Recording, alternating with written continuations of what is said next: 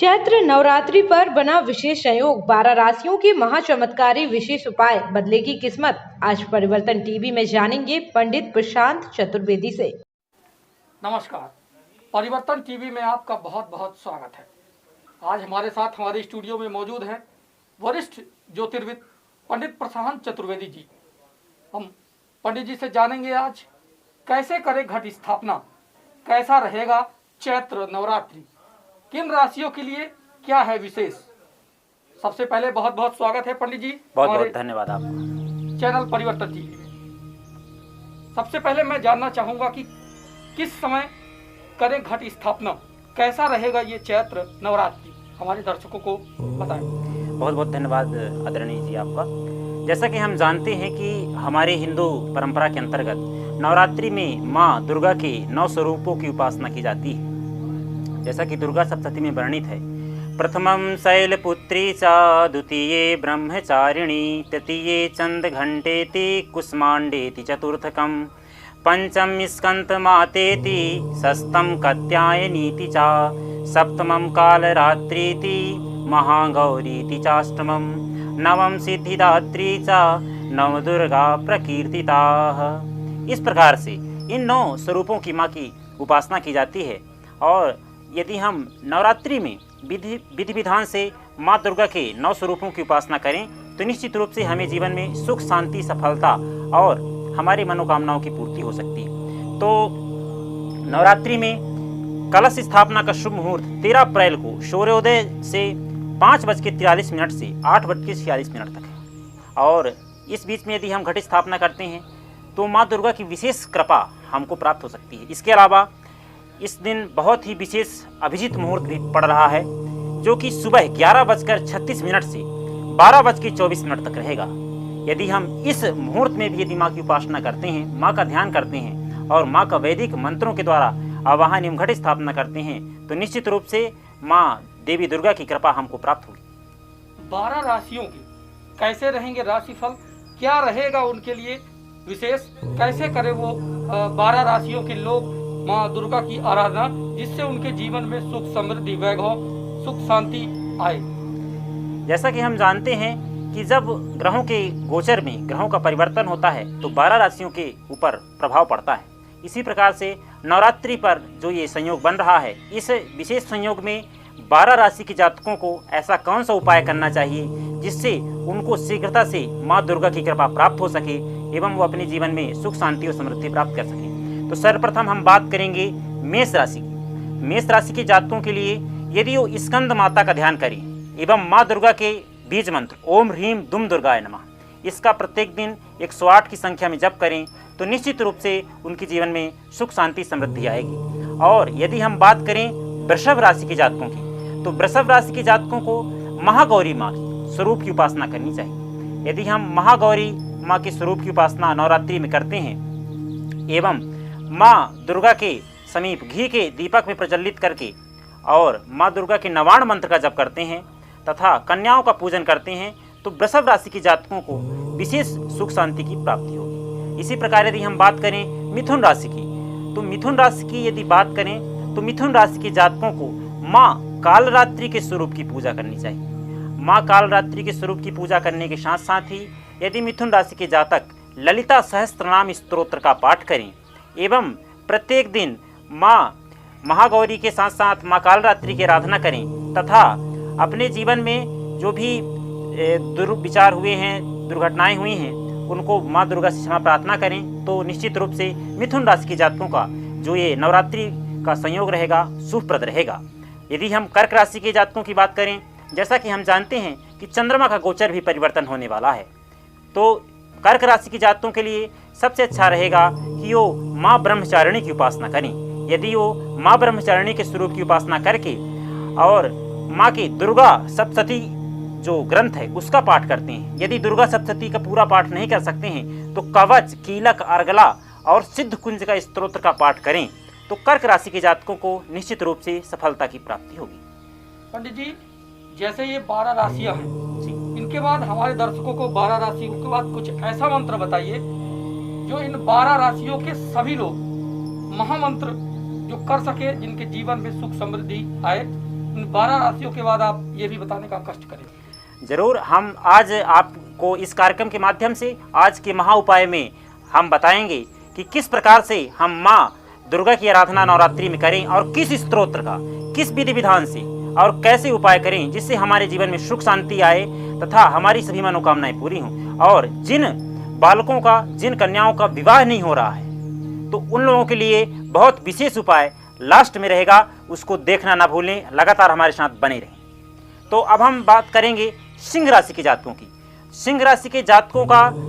यदि वो माँ गायत्री की आराधना करें, नवरात्रि के इन दिनों में माँ गायत्री का आराधना करके और माँ गायत्री के महामंत्र से यदि वो हवन करते हैं तो निश्चित रूप से उनके जीवन में शुभत्व की प्राप्ति होगी। इसी के साथ साथ यदि हम कन्या राशि के जातकों की बात करें तो कन्या राशि के जातकों को माँ दुर्गा के जो है तो शैलपुत्री, जो माँ दुर्गा का शैलपुत्री का स्वरूप है, यदि वो उस स्वरूप की उपासना करते हैं तथा माँ दुर्गा के बीज मंत्र ओम ह्रीम दुम दुर्गाय नमः का जप करते हैं, वह माँ दुर्गा की षोडशोपचार विधि से पूजन करते हैं, तो उनके जीवन में जो दुष्प्रभाव आ रहे हैं ग्रहों के, वो दूर होंगे। इसी के साथ साथ यदि हम तुला राशि की बात करें तो तुला राशि के जातकों के लिए सबसे अच्छा ये रहेगा कि वो नव दुर्गा के इस नवरात्रि के पावन पर्व में माँ सिद्धिदात्री की उपासना करें एवं माँ दुर्गा को शहद चढ़ाएं अथवा श्री सूक्त के द्वारा माँ दुर्गा का अभिषेक भी करें, तो इससे उनके जीवन में विभिन्न प्रकार के शुभ परिणामों की तथा सौभाग्यों की प्राप्ति होगी। इसी के साथ साथ यदि हम बात करें वृश्चिक राशि के जातकों की, वृश्चिक राशि के जातकों की यदि हम बात करें तो वृश्चिक राशि के जातकों को स्कंद माता, जो माँ दुर्गा का ही एक स्वरूप है, यदि वो स्कंद माता की आराधना करते हैं तथा दुर्गा सप्तशती में वर्णित दिव्या कवचम का पाठ करते हैं। दिव्या कवचम में ऐसी दिव्य शक्ति है जिसके द्वारा हम समस्त प्रकार की नकारात्मकताओं को दूर करके अपने जीवन में शुभत्व की प्राप्ति कर सकते हैं। तो यदि वो माँ स्कंद माता की आराधना करें और माँ दुर्गा को पुए का भोग लगाएं तथा दिव्या कवचम का पाठ करें तो वृश्चिक राशि के जातकों के लिए ये बहुत ही अच्छा संयोग रहेगा। इसी के साथ साथ यदि हम धनु राशि के जातकों की बात करें तो धनु राशि के जातकों को माँ दुर्गा के जो विभिन्न प्रकार के 9 स्वरूप हैं उनमें से सिद्धिदात्री माता का आराधना, सिद्धिदात्री माँ की आराधना करें तथा साथ ही साथ वो ललिता सहस्त्रनाम स्तोत्रम तथा श्रीयंत्र के सामने श्री सूक्तम का पाठ करें। वह माँ दुर्गा का विभिन्न प्रकार से, खासकर माँ दुर्गा को 16 श्रृंगार की सामग्री का अर्पण करें एवं वो माँ दुर्गा को सिंदूर चढ़ाएं, जिसके कारण से उनके जीवन में जो अमंगल आ रहे हैं, गुरु का, जैसा कि हम जानते हैं अभी गुरु का राशि परिवर्तन भी 5 अप्रैल को हुआ है, तो गुरु के राशि परिवर्तन में, गुरु का जो राशि परिवर्तन हुआ है वो विभिन्न प्रकार के जो राशियां हैं उनमें से खासकर धनु राशि के लिए बहुत ही प्रतिकूल प्रभाव डाल रहा है। इसीलिए धनु राशि के जातकों को ये चाहिए कि वो माँ जो है सिद्धिदात्री की उपासना के साथ साथ माँ दुर्गा के दुर्गा सप्तशती में वर्णित दिव्या कवचम का पाठ करना ना भूलें। और यदि हम बात करें मकर राशि के जातकों की, मकर राशि के जातकों को, जैसे कि मकर राशि के स्वामी शनि हैं, तो मकर राशि के जातकों के लिए वो प्रत्येक दिन माँ दुर्गा के दुर्गा चालीसा का पाठ करें तथा अर्गला स्तोत्र का पाठ करके माँ दुर्गा को दूध के द्वारा और शहद के द्वारा यदि वो अभिषेक करते हैं तो निश्चित रूप से उनके जीवन में शुभत्व की प्राप्ति होगी। इसी के साथ साथ यदि हम बात करें कुंभ राशि के जातकों को, जैसे कि कुंभ, हम जानते हैं कुंभ राशि के राशि स्वामी शनि हैं, तो शनि की जो ग्रह गोचर की अवस्था चल रही है वो अभी बकरी के रूप में चल रही है। तो यदि जो कुंभ राशि के जातक हैं उनको माँ दुर्गा के काल रात्रि के स्वरूप की आराधना करके और साथ ही साथ माँ दुर्गा को लौंग जरूर अर्पण करें। यदि वो लौंग अर्पण करते हैं तो उनके जीवन में जो भी बाधाएं आने वाली हैं, जो भी विपत्तियां आने वाली हैं वो दूर होंगी तथा साथ ही साथ वो यदि कर सकें तो सिद्ध कुंज का स्तोत्र का पाठ करें अथवा किसी आचार्यों के माध्यम से, ब्राह्मणों के माध्यम से कराएं तथा नवमी के दिन कन्याओं को भोजन कराएं तथा उनको यथोचित दक्षिणा देकर के विदा करें। इसी प्रकार से हम जो 12वें राशि में सबसे अंतिम राशि है मीन राशि की बात करें तो मीन राशि के जातकों के लिए ये नवरात्रि बहुत ही अच्छा शुभद संयोग लेकर के आ रही है। तो मीन राशि के जातक यदि माँ दुर्गा के स्कंद माता स्वरूप का ध्यान करते हैं और प्रत्येक दिन सिद्ध कुंज का स्तोत्र का पाठ करते हैं तथा माँ दुर्गा के नवाण मंत्र के द्वारा हवन करते हैं तो उनके जीवन में जो भी प्रतिकूलताएं चल रही हैं, जो भी विपत्तियां चल रही हैं, वो निश्चित रूप से दूर होंगी तथा माँ भगवती दुर्गा का उनको जीवन में स्नेह प्राप्त होगा। तथा साथ ही साथ आप लगातार बने रहें। अभी हम महा उपाय पर ऐसी उपायों की चर्चा करने वाले हैं कि जिससे आपकी जीवन की मनोकामनाओं की पूर्ति होगी तथा साथ ही साथ यह भी बताएंगे कि किस प्रकार से जिन कन्याओं की, जिन बालकों को विवाह नहीं हो रहा है, यदि वो मांगलिक हैं या कि किसी बुरे ग्रह की दृष्टि है या कि किसी बुरे ग्रह की प्रतीति चल रही है या कि काल सर्प दोष है, तो किस प्रकार से उपाय करें जिससे उनको लाभ मिलेगा, तो अभी हम इसकी चर्चा आगे करेंगे। पंडित जी, वो 12 राशियों के महा उपाय कौन सा है जिनसे हमारे दर्शक सभी 12 राशियों के लोग उस उपाय को कर अपने जीवन में सुख समृद्धि और वांछित मनोकामना की पूर्ति कर सके? जी, सर्व मंगल मांगल्ये शिवे सर्वार्थ साधिके शरण्ये त्र्यंबके गौरी नारायणी नमोस्तुते। माँ की महिमा अपरंपार है। माँ का स्वरूप ही मंगलकारी है। जो माँ की उपासना श्रद्धा भक्ति भाव से करते हैं उनके जीवन में कभी कोई विशेष कमी नहीं रहती। जैसा कि आपने पूछा कि सभी मनोकामनाओं की पूर्ति के लिए तो नवमी के दिन, सभी प्रकार की मनोकामनाओं की पूर्ति के लिए नवमी तिथि के दिन कुंजिका स्तोत्र का, सिद्ध कुंजिका स्तोत्र का 108 बार पाठ करें तथा सूती के वस्त्र में, लाल रंग के वस्त्र में नारियल लपेट करके कन्याओं का पूजन करके कन्याओं को दान कर दें। ये छोटे से उपाय से करने से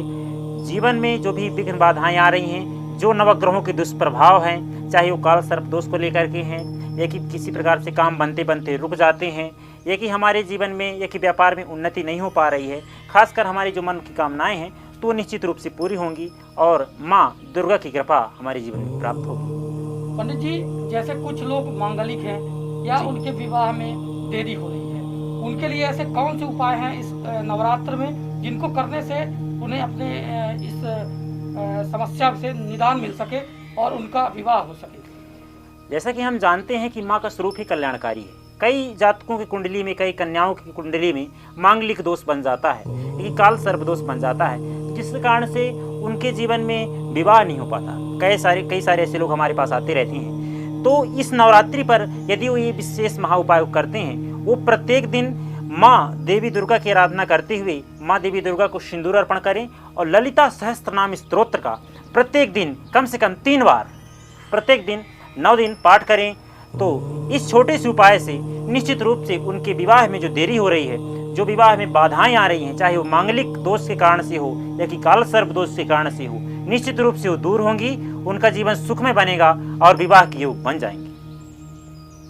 बहुत बहुत धन्यवाद पंडित जी आपका समय देने के लिए। जी, आपका बहुत बहुत धन्यवाद।